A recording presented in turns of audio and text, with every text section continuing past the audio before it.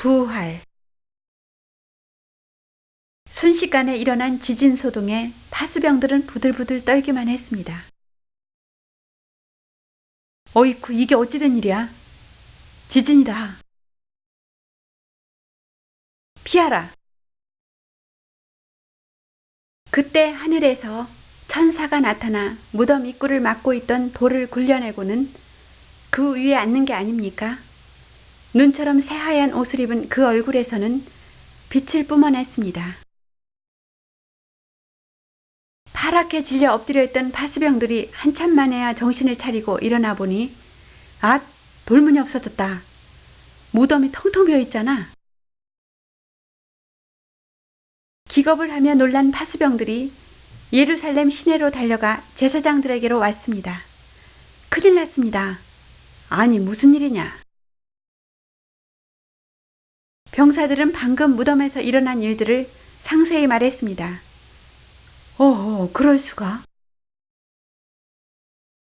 제사장들은 한편 놀라고 두려워하면서 너희는 내 말을 잘 들어라. 천사 얘기는 절대 하면 안 된다. 너희가 깜빡 잠든 사이에 제자들이 와서 시체를 훔쳐갔다고 말해야 한다. 꼭 명심하여라. 그리고 제사장들은 병사들에게 많은 돈을 주었습니다. 이 돈을 받게. 병사들은 돈을 받고 제사장들이 시킨 대로 하였으나 마음이 편치 않았습니다.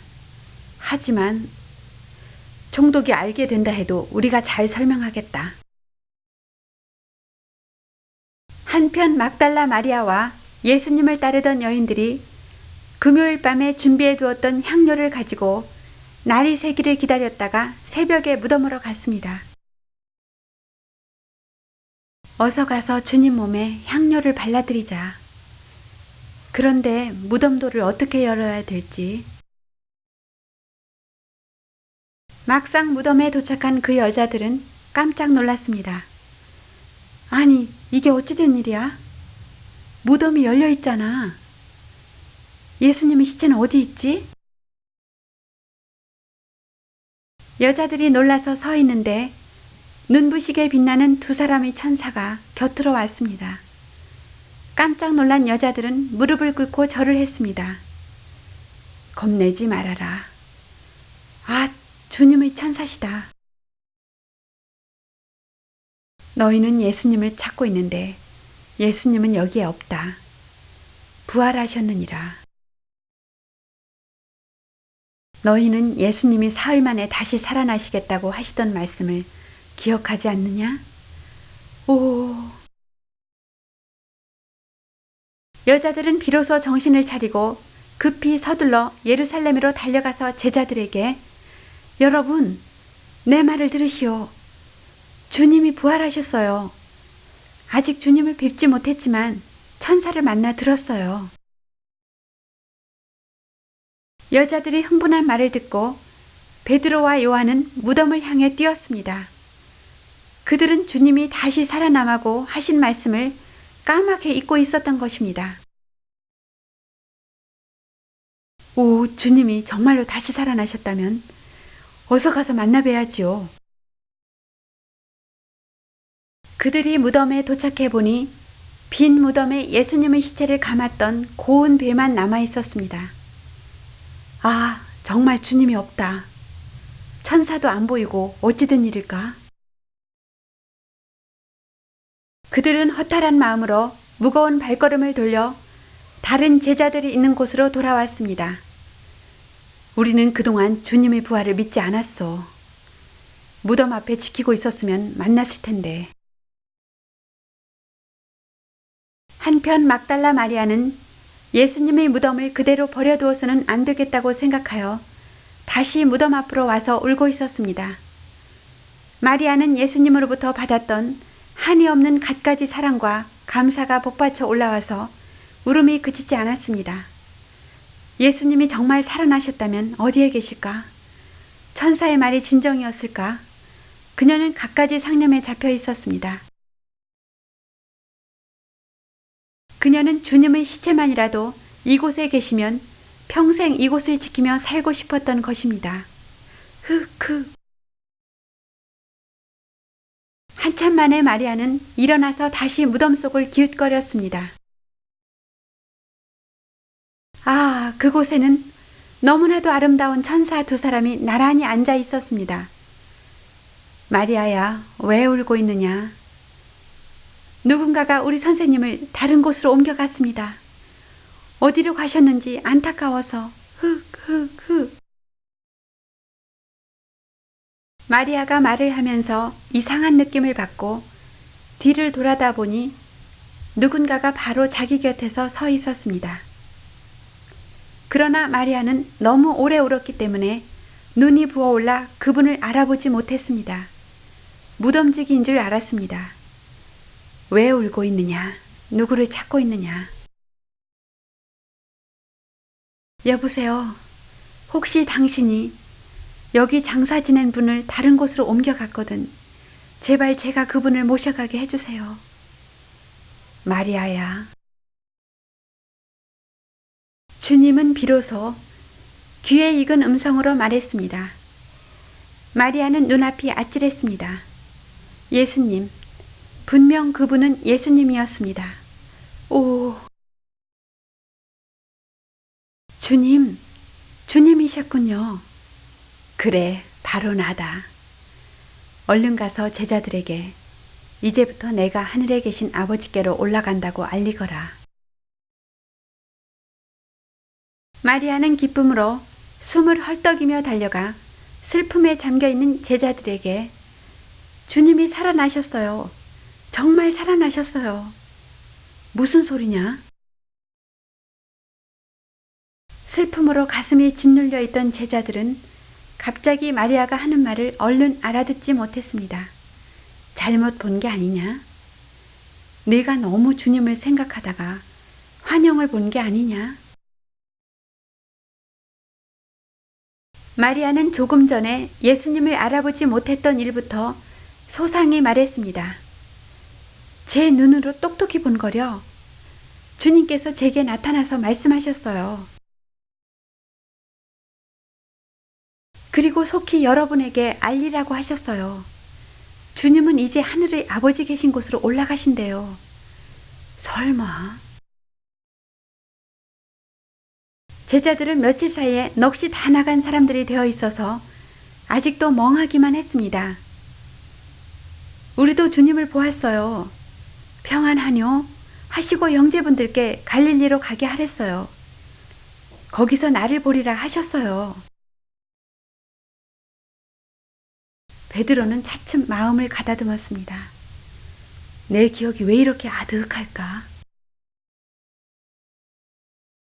사랑하던 선생님을 잃은 며칠 동안 제자들의 슬픔이 얼마나 큰 것이었는가는 우리도 짐작할 수 있겠지요. 그러나 예수님이 이전에 다시 살아나서 자기들을 만나 주시리라 하시던 말씀을 차츰 되살려내기 시작했습니다. 예수님이 죽음보다도 강하시다는 사실을 그때까지 깨닫지 못했습니다. 예수님이 생명의 주인이심을 깨닫지 못했던 것입니다.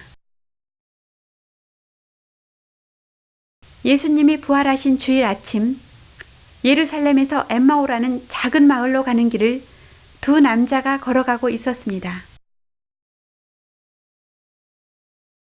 하나는 글레오바라는 사람인데 또 한 사람의 이름은 알 수 없습니다.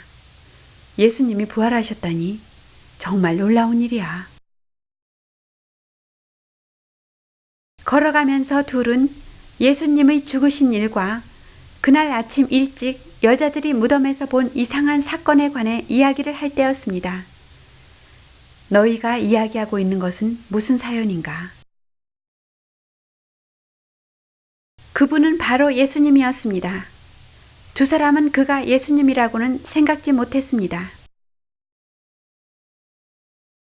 당신은 예루살렘 사람이 아니군요. 우리가 말하는 분은 나사렛의 예수라는 사람이요.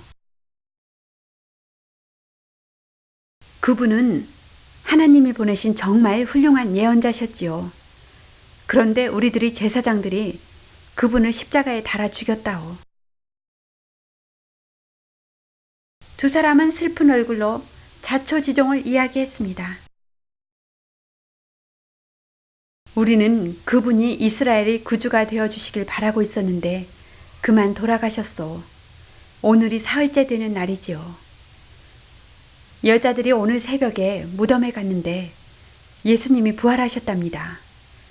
믿기지 않지만 우리는 사실이길 바라고 있어요.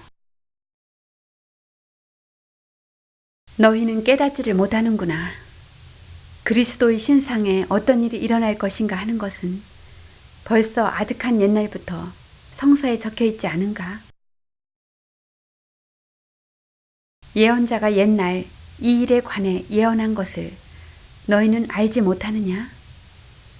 그리스도가 인간을 위해 괴로움을 당해 죽고 그 후 영광 중에 하늘에 오르리라는 것을 하나님이 계획해 두신 게 아닌가?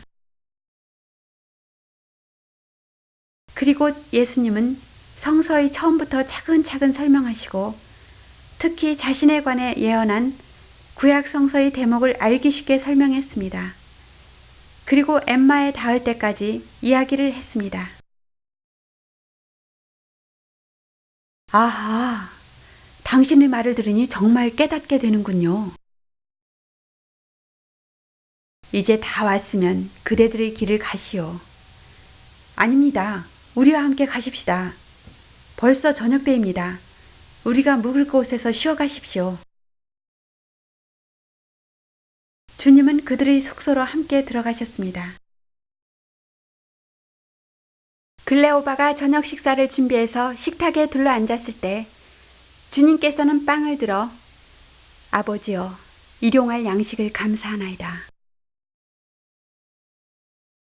하나님께 감사 기도를 드리시는 것을 보면서 그때야 두 사람은 눈이 밝아져 비로소 이분이 예수님임을 깨닫게 되었습니다. 자, 이제 드시오. 이 모습, 이 음성. 아, 예수님이시다. 이때 예수님의 모습이 사라졌습니다. 오, 우리가 주님을 몰라 뵙다니. 그런데 어디로 가셨지? 맞아. 우리가 오는 도중에 그분이 성서 얘기를 해주셨을 때 어쩐지 가슴이 뜨거워지는 것 같은 느낌이 들었다. 주님이 부활하셨다는 것을 이제야 알았다. 어서 예루살렘으로 가자. 돌아가서 이 사실을 형제들에게 알려야 해. 예수님께서 5번째 나타나심. 그들은 날듯이 제자들이 모여있는 다락방으로 올라갔습니다. 그런데 예수님을 죽인 유대인들이 이번에는 자기들을 죽이러 오지 않을까 두려워해서인지 입구의 문은 단단히 닫혀 있었습니다. 놀라운 소식이오. 어서 들어오게. 글레오바는 방으로 들어가자 자기들이 예수님을 만나 얘기한 내용을 죄다 말했습니다. 제자들도 이미 슬퍼하지 않았습니다. 예수님은 베드로에게도 나타나셨기 때문에 우리들도 예수님을 만났습니다. 할렐루야. 제자들은 지금까지 부활하신 주님 이야기를 하고 있었으니까요. 우리는 이제 주님의 부활을 확실히 믿을 수 있습니다. 이때 방 가운데로 갑자기 예수님이 나타나셔서 주님이시다. 너희에게 평안이 있으라. 아, 유령이다. 제자들은 주님을 보고 기뻐하기는커녕 오히려 기겁을 했습니다. 입구의 문은 자물쇠로 채워놓았기 때문입니다. 너희들은 무엇을 겁내고 있느냐? 어째서 나를 유령이라 여기느냐? 방문이 잠겼는데 내가 들어온 것이 그렇게도 놀라우냐? 내 손과 발을 자세히 보아라. 틀림없는 나다. 홀령에는 육체가 없는데 내게는 살도 뼈도 있지 않느냐? 내미신 주님의 손과 발에는 십자가에 못 박히신 못자국이 뚜렷이 남아 있었습니다. 직접 만져보아라. 틀림없다. 오, 모두 살아계셨을 때 그대로다. 제자들의 마음은 기쁨으로 가득 차 올랐습니다. 무언가 먹을 것이 없느냐? 드십시오, 주님. 주님은 모두가 보는 앞에서 구운 생선을 잡수시고 살아있다는 증거를 또 한 번 보여주셨습니다. 그리고 주님께서는 제자들에게 다정한 목소리로 말씀하셨습니다.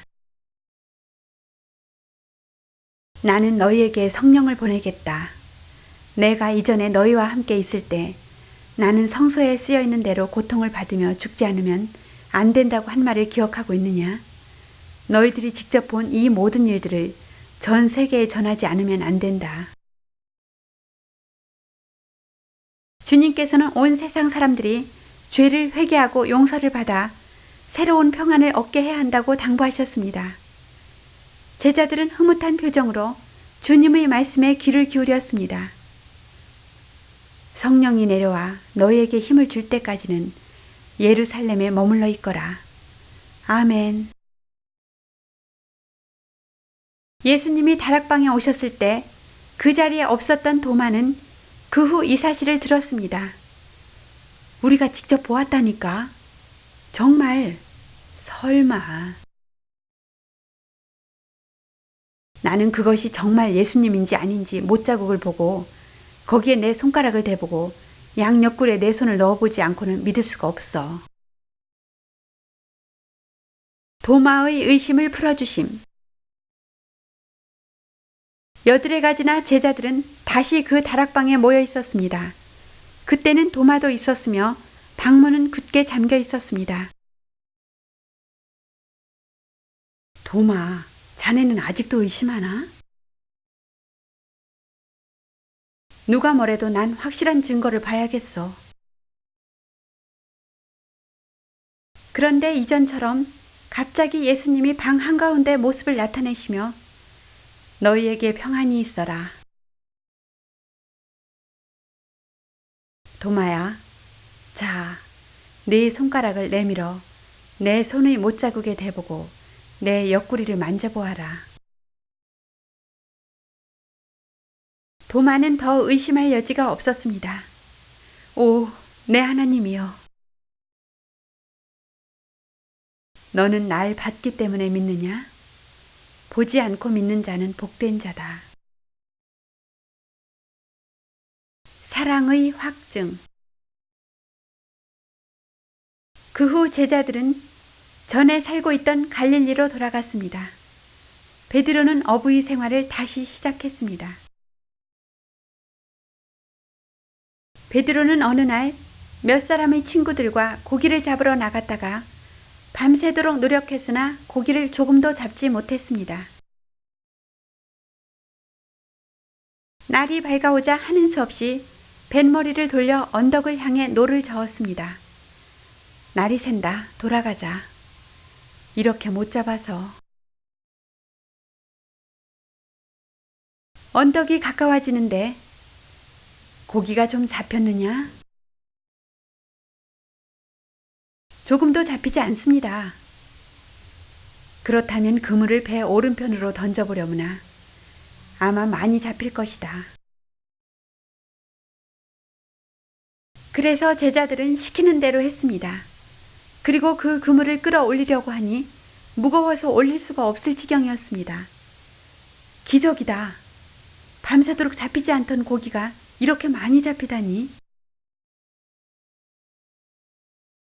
그래, 저분은 예수님이시다. 그래, 전에도 주님께서는 우리에게 많은 고기를 잡게 해주셨지. 베드로는 벗었던 몸에 겉옷을 두르고 배에서 뛰어내려 언덕까지 걸어왔습니다. 다른 제자들은 그물을 언덕 위로 끌어올렸습니다. 주여, 주님이셨군요. 올라와 보니 모닥불 위에 생선이 구워지고 또 옆에 빵도 있었습니다. 아까 잡은 고기를 여기 조금 가져오너라. 함께 조반을 먹자꾸나.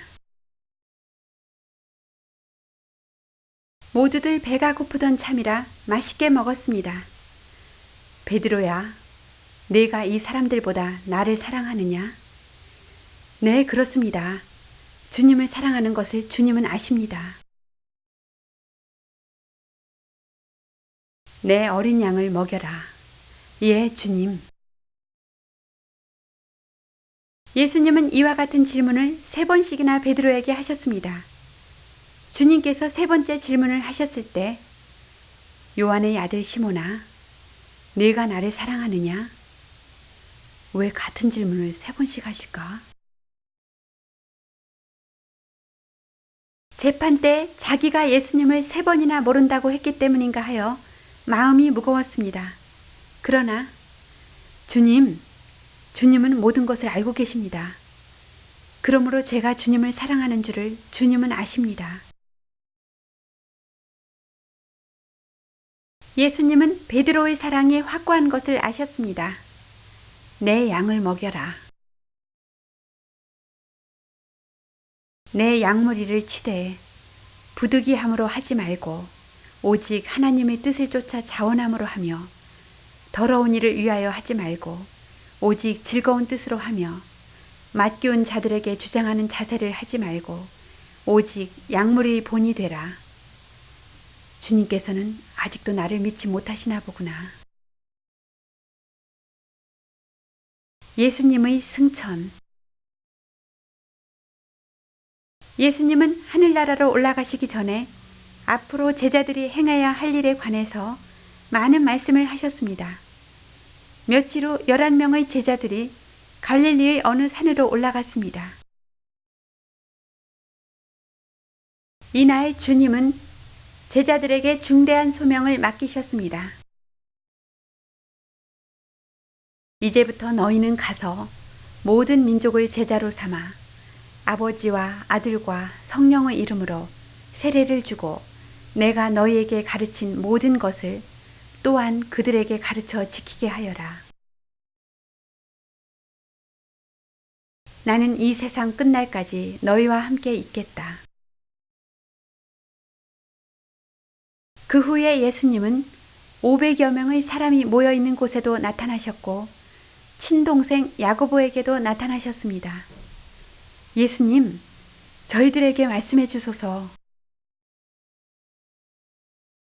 그리고 마지막으로 예수님은 한 번 더 예루살렘에 있는 제자들에게 나타나셨습니다. 예수님이 부활하신 후 꼭 40일이 지났습니다. 이제 세상을 떠나 아버지가 계시는 곳으로 올라갈 때가 왔다. 그동안에 예수님께서 제자들과 친구들에게 나타나신 것은 11번이었습니다. 조금 있으면 너희는 성령의 세례를 받게 될 것이다. 성령은 너희가 갖지 않은 힘을 주실 것이다. 성령께서 새로운 힘을 주시면 너희는 예루살렘을 비롯해서 사마리아와 땅 끝까지 이르러 내 증인이 될 것이다. 이 말씀은 예수님께서 제자들에게 남기신 마지막 말씀이었습니다. 제자들에게 말씀을 마치신 예수님께서는 두 손을 드시고 제자들을 축복하셨습니다. 내 아버지의 약속하신 것을 너희에게 보내리니 능력을 입히올 때까지 이 성에 유하라. 그리고 예수님은 땅을 떠나 차츰 하늘을 향해 높이 올라가셨습니다. 이윽고 구름이 예수님의 몸을 완전히 감싸 안고 사라져 갔습니다.